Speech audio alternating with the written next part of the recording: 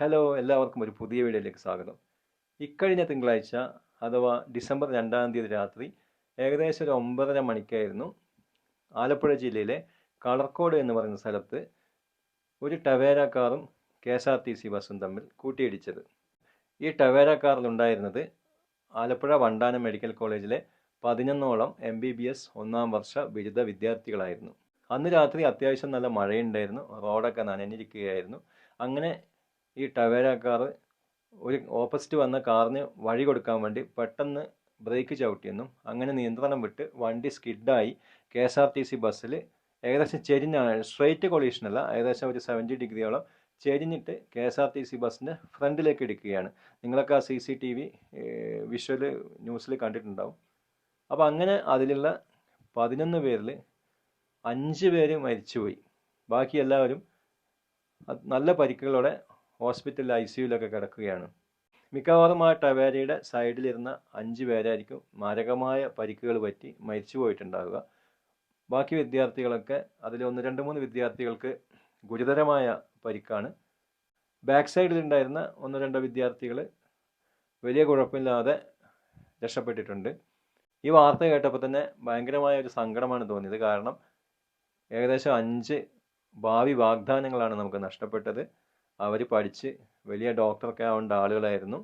കോളേജിൽ അഡ്മിഷനായിട്ട് ഏകദേശം ഒരു മാസത്തോളം ആയിട്ടുള്ളൂ. ഇവരൊക്കെ അടുത്ത് പരിചയപ്പെടുന്നതേ ഉള്ളൂ.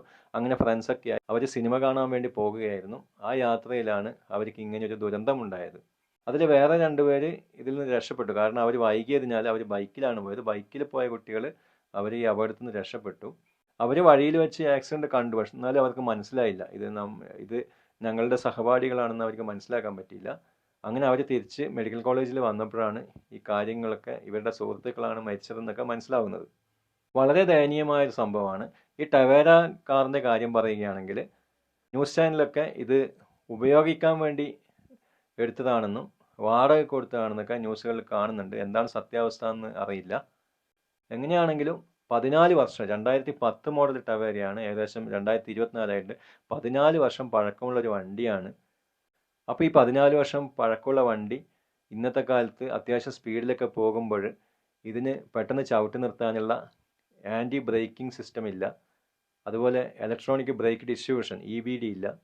അങ്ങനെയൊക്കെ ഒരുപാട് പോരായ്മകൾ ഈ പഴയ വണ്ടിക്കുണ്ട്. അപ്പോൾ ഇങ്ങനൊരു പാനിക് സ്റ്റേജിൽ പെട്ടെന്ന് വണ്ടി ചവിട്ടുമ്പോൾ മിക്കവാറും വണ്ടി സ്കിഡായി പോകാനുള്ള ചാൻസ് ഉണ്ട്. അങ്ങനെയായിരിക്കാം ഈ പെട്ടെന്ന് എന്തെങ്കിലും കണ്ട് ഒരു പാനിക്കായി പെട്ടെന്ന് ബ്രേക്ക് അടിച്ചപ്പോൾ ആ വണ്ടി ഏകദേശം 70 ഡിഗ്രിയോളം ചേർന്ന് KSRTC ബസ്സിൻ്റെ മുന്നിൽ പോയി ശക്തമായി ഇടിക്കുകയായിരുന്നു.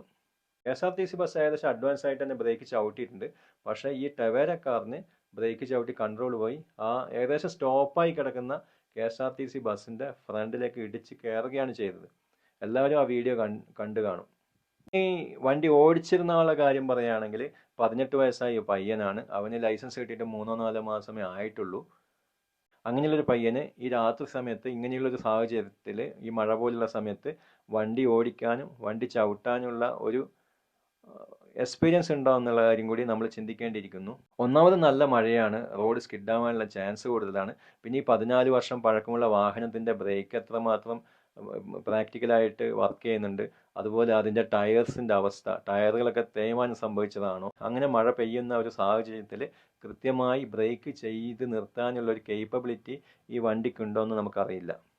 കുട്ടികളുടെ പ്രായം അതാണ്. അവർ എന്താ പറയുക, ആ ചെറിയ പ്രായത്തിൻ്റെ ഒരു ആവേശത്തിലാണ് അവർ സിനിമ കാണാൻ വേണ്ടി രാത്രിയിൽ പെട്ടെന്ന് പോവുകയാണ്. അങ്ങനെ ഈ കുട്ടികളൊക്കെ ഒത്തുകൂടി അവർ 11 പേര് ഒരു സിനിമയ്ക്ക് വേണ്ടി പോവുകയാണ്. എന്നാൽ ഈ ടവേര എന്ന് പറയുന്നത് വണ്ടി 7 സീറ്റർ വണ്ടിയാണ്. ശരിക്കും 11 പേർ അതിൽ കയറുമ്പോൾ അത് ഓവർലോഡാണ്. ആ ഓവർലോഡായിരിക്കുന്ന വണ്ടി ഈ ഒരു മഴയത്ത് പെട്ടെന്ന് ചവിട്ടി നിൽക്കണമെന്നില്ല. ഇന്നത്തെ കാലത്ത് ഹൈവേകളിലൂടെയൊക്കെ യാത്ര ചെയ്യുമ്പോൾ നമ്മൾ വളരെ ശ്രദ്ധിക്കേണ്ടിയിരിക്കുന്നു. അത്യാവശ്യം പക്വതയോടെ കൂടി ഡ്രൈവ് ചെയ്യേണ്ടിയിരിക്കുന്നു. കാരണം റോഡിലെ സാഹചര്യങ്ങൾ അങ്ങനെയാണ്, ഒരുപാട് വണ്ടികളാണ്. മാത്രമല്ല റോഡിൽ പല സ്ഥലങ്ങളിലും കൃത്യമായ സുരക്ഷാ സംവിധാനങ്ങളില്ല.